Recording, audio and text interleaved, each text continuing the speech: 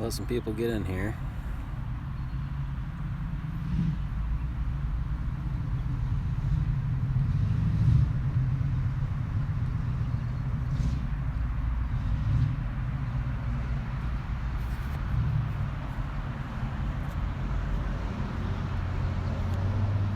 What's up, guys? Hey, sorry I was playing this app and didn't realize you're in here. Hey, so got a couple minutes. I just figured I'd jump on here, see if you guys have any questions.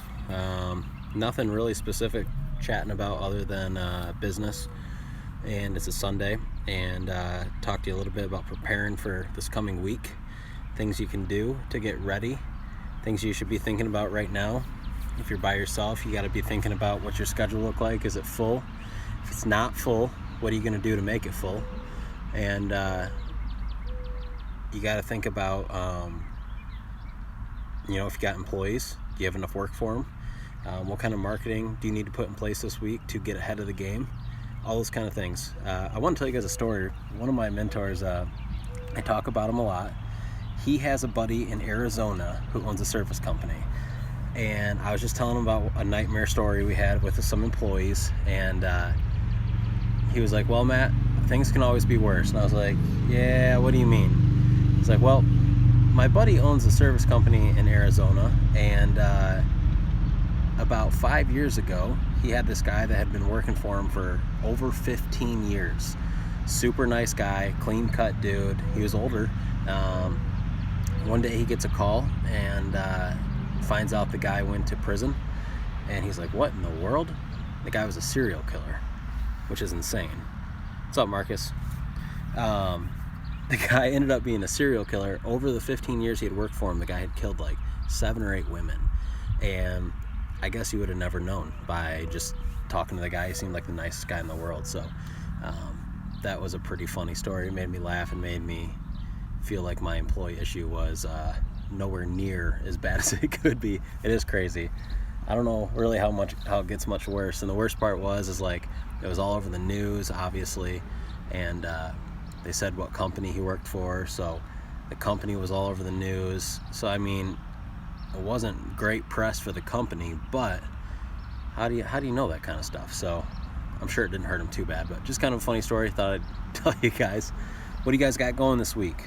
Any questions for me? Anything that you're stressing about, or anything that you want to try to tackle? I am going to talk a little bit about, or I'm going to challenge you guys with something this week, and maybe you can do it. So when I first got in business, naturally, like a lot of us feel, some things are very awkward, whether that's knocking on doors and talking to people, or stuff like that. That's probably the worst one, right? Is when you're going out for the first couple times trying to get business in neighborhoods. I want to give you guys a challenge, something I did in the beginning. I forced myself every single day. First, you got to have business cards, but I forced myself every single day to give my business card to somebody, introduce myself. Had to be somebody I didn't know. Introduce myself, explain them what we do, and then tell them that we would love to give them a quote. And so that can be as simple as giving that to a general manager at a McDonald's. If you're sitting at a restaurant, Applebee's or something, you notice the windows are dirty, give it to them. Even if you don't do storefronts, it's just an exercise to get out of your comfort zone. So I challenge you guys this week. That's only 7 business cards, 1 a day. If you want to be an overachiever, try 2 a day. How many of us go through a drive-through once a day, or go into the grocery store? There's so many opportunities every day to give multiple business cards to people, but we don't do it for whatever reason. We're scared, we're embarrassed. So I'm challenging you to go out and force yourself to give 1 card to somebody once a day for the next week. And if you don't get any jobs off it, it's not the point. The point is to get yourself out of your comfort zone, to start talking to people, because these are the things you got to do naturally to grow a business. So there's a window cleaner who went to jail, and I must have got his customers, and he was robbing customers. I'm guessing jewelry. He was killing it. Yeah, no, I would assume that that's probably pretty common, that people get ripped off when service companies come inside their house, unfortunately. Got 5 people on here. Anybody else on here want to chat? Any questions you got? Hopefully you'll seriously take that challenge serious, and starting tomorrow morning you'll go out there and give a business card to somebody. And it's not just like, oh hey, my name is Matt, here's my business card. Like, really introduce yourself, really care, to meet the person that you're introducing yourself to, because you never know, the people you connect with, you never know what will come from that. There's been so many times where I've connected with people or done jobs for people that I thought, maybe it was a small $89 job, and I'm like, man, this is a waste of time. And little did I know that was their rental property, and they actually have a 7,000 square foot mansion plus 10 other rental properties and blah, blah, blah. So I say introduce yourself to everybody. You cannot know too many people. Thanks, David. Good to see you on here, bud. I handed out 2 today at least, and you're absolutely right. Cool. Good for you, man. And it will work too. I mean, if you guys get to a point where it becomes a habit, you'll start to see flow coming in from that. I don't know if it's like this everywhere, but I got 2 individual letters from 2 other businesses this week that are a part of a BNI locally to me. BNI is ginormous. It's actually a really good one. Typically not super big fan of BNIs, but they must be doing like the recruiting or something right now, because they both have like a recruiting letter trying to get us to join and blah, blah, blah. I know they do that like once or twice a year. Get you used to dealing with customers for sure. Closed mouth doesn't get fed. That's the truth, man. Definitely the truth. Is anyone in here in a BNI? Or have you ever been in a BNI? I was in a BNI my first year, and my experience in BNI was, it was really good for the first few months because I was small, I didn't have any work, and it allowed me to get some deal flow going instantly almost. The problem was most of the deal flow was coming from inside the group. So once I had serviced the majority of the people in the group, all the leads kind of started drying up. Not completely, but I mean, if I'm waking up early, and I'm not getting at least, 1 deal for an hour and a half of work every week, it's not worth my time. So we stopped doing it. Where'd you find your template for your cards? Business cards, I'm assuming, David. We actually don't have a template. We have Ryan Kettering develop and design all of our stuff. Business cards are so inexpensive, especially if you have him do it. If he designs it for you and prints it, it's like almost a joke how cheap printing is with him. So you can go check out his website. I don't get paid for promoting him, but I send everybody to him just because we've been using him so long, and he does really good work. Prolific Prints. I'm gonna see if I can type it in here. prolificprints.com. Did that work? Cool. I think it did. How do I get this off here? I don't know what I'm doing. There we go. Yeah. So, use Ryan Kettering. Tell him I sent you. He'll hook you guys up for sure.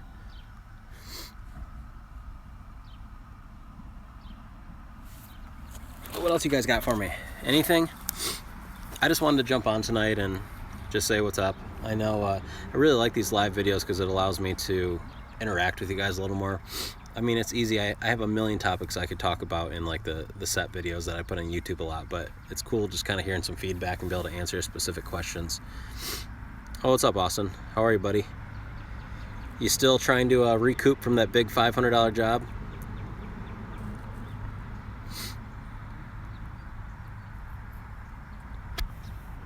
I've noticed weekends seem to be better on the live channel. People, I don't know if they're not working or what, but I'm here in Michigan, so it's like, I don't even know what time it is right now. I would assume it's probably 7 or 8 o'clock. So I remember some of the first jobs we did, man, I was so freaking sore from climbing ladders. My legs hurt. It was brutal. But I'm glad you kind of got one of those jobs. Unfortunately, it was one of your first ones, but I mean, they happen. And I remember passing up a lot of work. I shouldn't say a lot, but some work in the beginning because the jobs were just too big for me to do.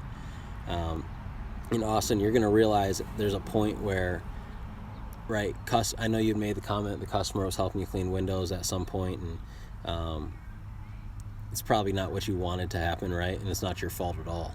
But in the beginning, I was like, oh man, I'm good at cleaning windows. But what you don't realize is you're really slow, actually. And you're slow because you haven't done it. But the more you do it, the faster you'll get. And, you'll be able to knock jobs out like that instead of 2 days. You'll be able to do it in 1 day by yourself. And then when you get enough deal flow coming in, even if it's, 2 jobs a day, let's say, you'll be able to afford to hire a helper for, minimum wage or $10 an hour just to basically do the crap you don't want to take care of, cleaning tracks and screens and whatever else. So that'll help you out a ton, but just stick in there, you'll be fine. Window cleaners in Michigan. Yeah, it seems that way on YouTube, doesn't it? There's actually not that many where we're at. There's probably, I don't know, like us, Josh Latimer's old company is in our town, and then Fish. We're like the 3 major ones, and Josh Latimer's old company, they have one big account with GM that allows them pretty consistent deal flow. But I'll tell you what, as far as the residential work goes, we are on their freaking tail as far as catching them. So if it wasn't for that GM job, I'm not saying they wouldn't be bigger than us, but we're pretty dang close to catching them.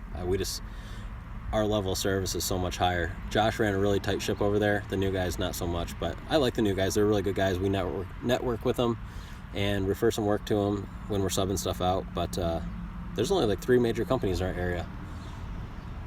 Yeah, trying to market as much as I can. Haven't got many calls. What else do you do besides postcards?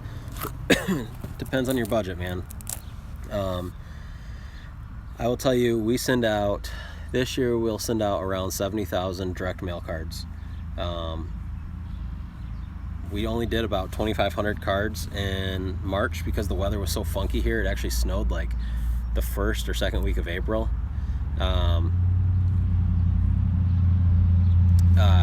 And so we only did like 2,500 cards. We started our AdWords campaigns in the first or second week of April. So those are rolling now. But I'll tell you what, it's a weird year. We've all had, like, as far as marketing response goes, kind of a slow start. All the other companies I talk to in our area specifically are the same way. Our schedule's packed, but for what we've done, we haven't had as many calls as we expected. So our AdWords campaign, our direct mail, our retargeting ads. So let's say somebody's looking to sell their house and they search online, things to do before listing your house. And there's going to be spring cleaning and house washing and landscaping and painting your house. Well, our retargeting ads recognize what people are looking for in our area specifically, and we'll have little banner ads and side ads pop up. And so if they're saying, let's say they search things to do or things I need to do before selling my house, we'll have a banner ad that literally pops up that says, selling your house, time to get the outside cleaned. And they click that banner ad, bam, go straight to our website. So those work really good for us. We have ads that basically follow people around. So if they search for gutter cleaning on Google and they click on our site, and even if they back out, our site will, like, these little banner ads will follow them on Facebook, follow them on Google. It follows them freaking everywhere for the next couple weeks just to stay in front of them. And people instantly think, wow, you're a really big company. They don't recognize the technology behind it. So those are some things we do. We do other little things too. I'm trying to think, like in the beginning we did some thumbtack. Who was it the other day? Oh, I had a guy come to my office the other day who found me on YouTube here. I was actually going to do a video of our meeting, but I didn't know how he'd feel about it, so I didn't ask him. But he's about 45 minutes north of me and felt like I could help him out a little bit, so might sub some work to him. I have a low $300 budget for marketing. What would you do? I would do postcards, and I've seen your cards. They look really good, but they don't have a strong enough call to action. I think that's why you're not getting the response you're looking for. I would do postcards, and I would be writing specific prices for every single house because you have the time to do it. I think you're going to have a better approach if you're shooting with a rifle right now rather than a shotgun. You can get away with shooting with a shotgun, meaning you can do a bunch of different marketing stuff if you have a big budget. If you have a $5,000 a month budget, then you can afford to try different things. But right now I think you need to focus on getting a postcard developed that you can write a price on. If you look at my video, I promise you, if you copy that postcard, you will get phone calls, I promise.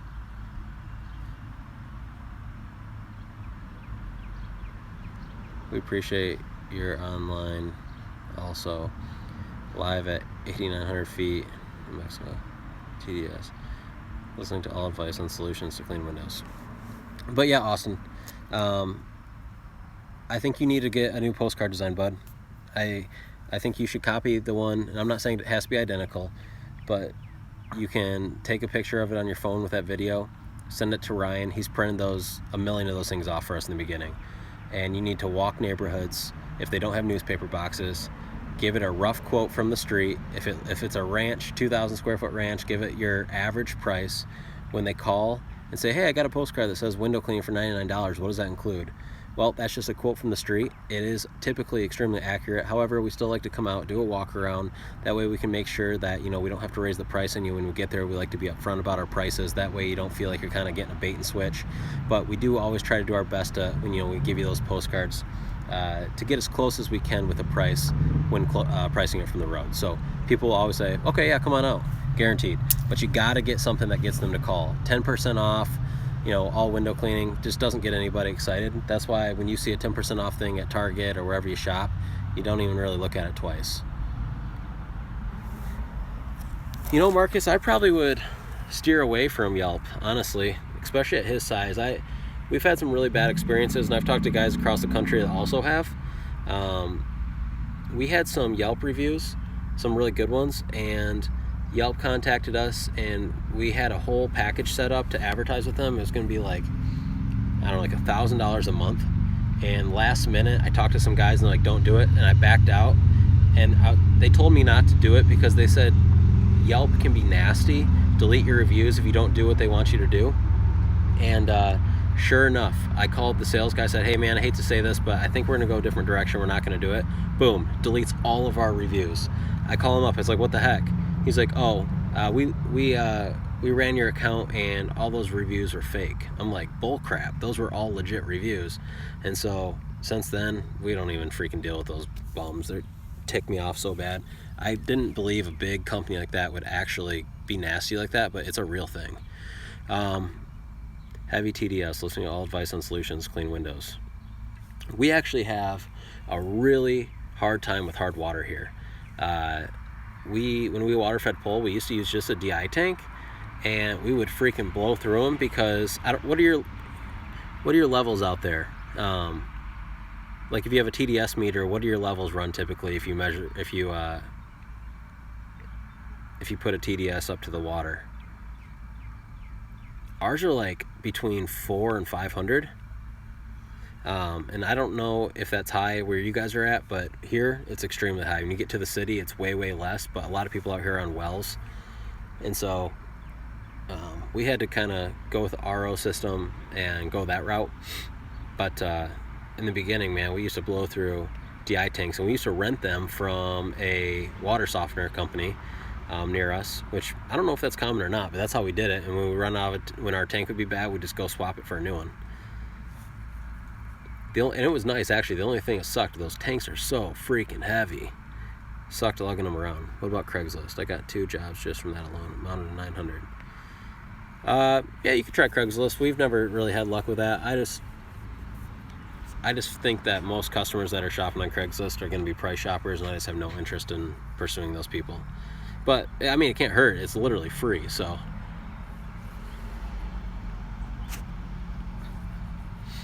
What else you guys got for me? I got like 10% battery left. Man, it's so nice out today. So, I bought a grill this week, and I've been meaning to buy a grill for like the last year. It's life-changing. I think it's going to help me eat better. I'm going to lose some weight. Pretty stoked on it. Anybody else? Anybody?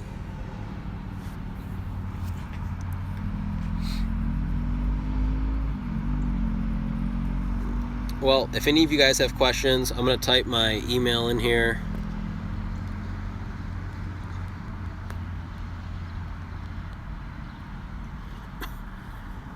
What size postcards do you prefer, mine or small? If we're going to hand them out by hand, Austin, we do 5x7s.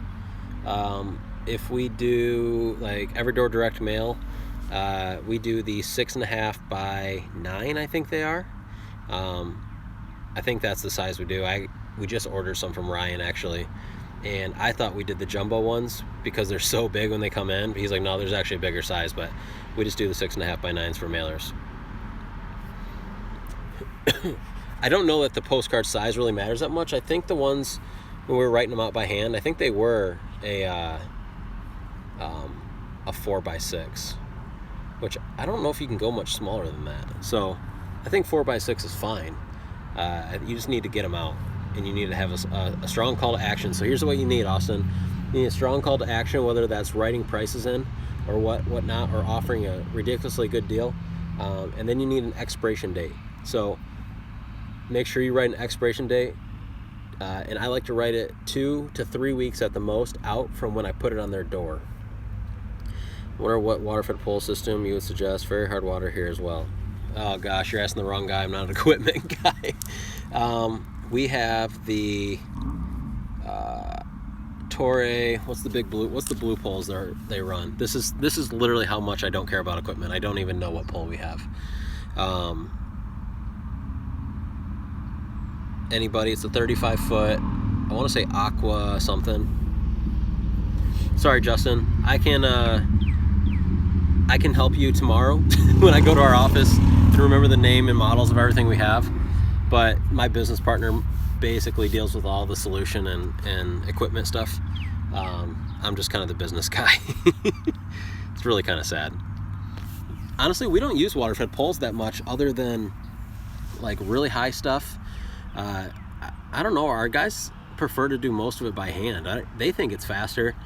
I did a lot of water-fed pulling when it was me on the truck, but I think it was just because it's like some ladder stuff is sketchy by yourself, but they have 2 guys, so one guy can hold a ladder, and I don't know.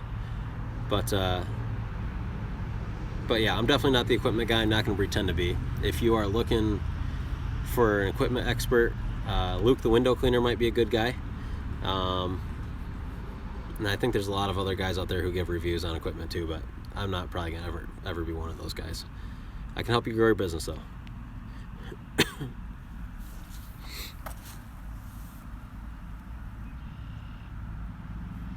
Yeah.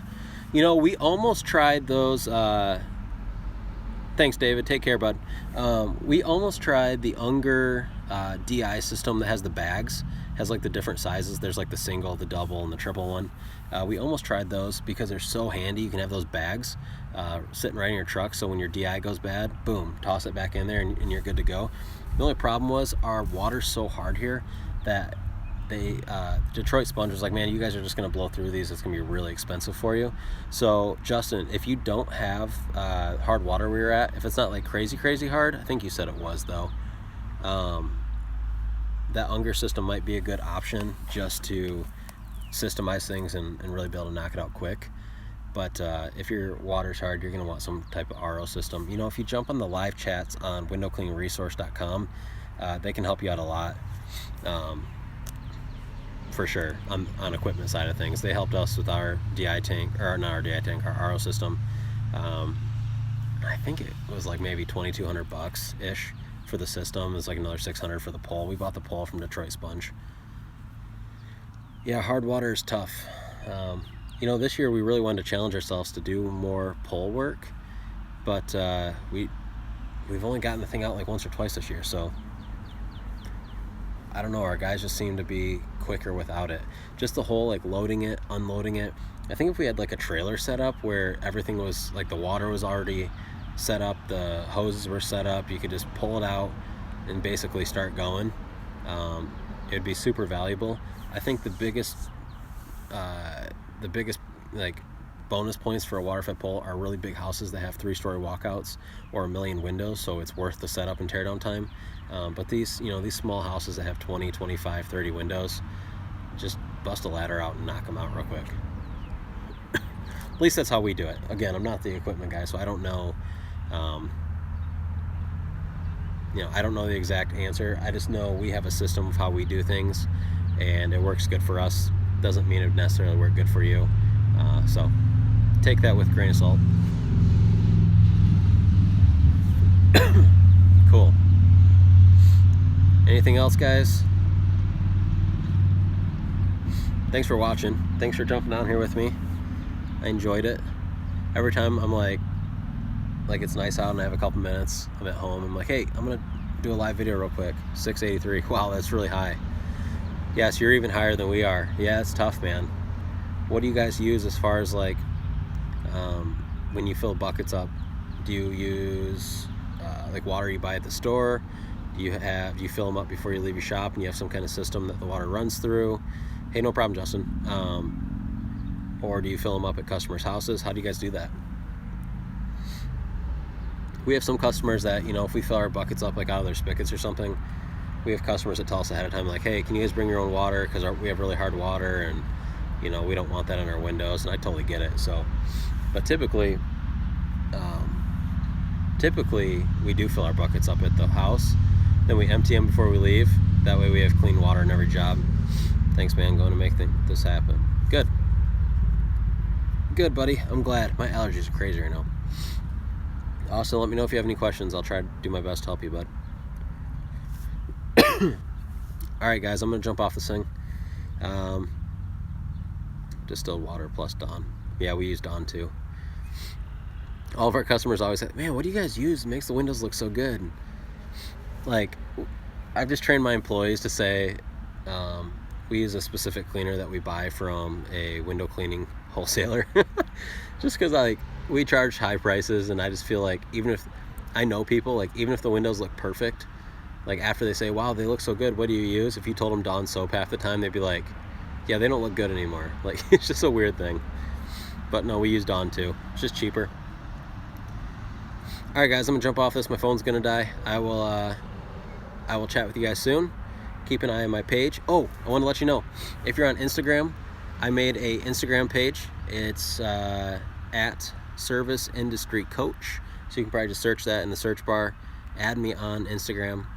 I'll be able to do some short little videos on there, and you guys will actually be able to follow me around a little bit. And I'll take pictures of jobs we do and shenanigans at the office. We play sting pong and just stuff like that. You'll be able to get little quick glimpses rather than me having to make an entire video. So go add me on Instagram, Service Industry Coach, and I will talk to you guys soon. See you later. Bye.